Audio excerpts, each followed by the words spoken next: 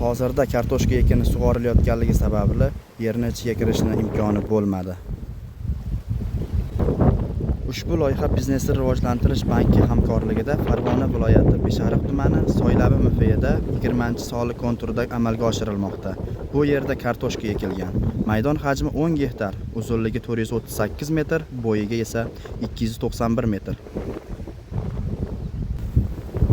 Bu yerdagi ekinlarni zamonaviy usullar bilan parvarishlanmoqda. Hozirda kartoshka ekinlari gullash holatida.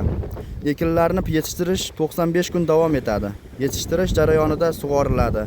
Tabiiy va mineral o'g'itlar bilan oziqlantiriladi. Ushbu loyihaga 10 ta dehqon xo'jaliklari biriktirilgan.